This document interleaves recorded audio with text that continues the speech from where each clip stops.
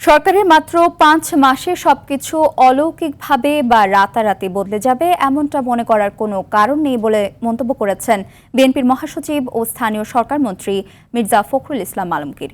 তিনি জানান, এত অল্প সময়ে সব প্রত্যাশা পূরণ হওয়া সম্ভব নয় এবং সরকারকে সময় দেওয়া উচিত। তবে সরকার গঠনের ৫ মাসেও সমাজের কিছুই পরিবর্তন হয়নি বলে মন্তব্য করে তিনি বলেন, সব প্রতিষ্ঠানে আগের মতোই ঘুষ দুর্নীতি চলছে, যা হতাশাজনক।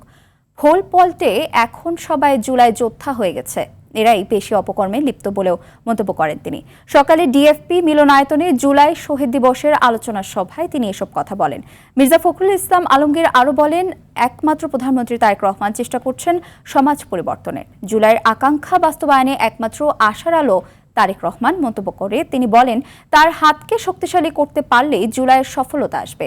এ সময় তথ্যমন্ত্রী জহির উদ্দিন স্বপন বলেন, জুলাই আন্দোলন নিয়ে কেউ যেন ব্যবসা করতে না পারে সে ব্যাপারে সজাগ থাকতে হবে।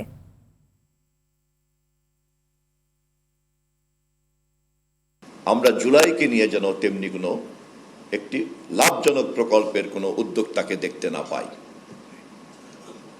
পরিষ্কার থাকতে হবে, স্বাধীনতা যুদ্ধের অনির্বাণ চেতনাই জুলাইয়ের চেতনার মধ্যে এখন নিহিত এবং ভবিষ্যতেও বাংলাদেশের রাজনৈতিক প্রক্রিয়াকে কথা স্মরণ রাখতে হবে।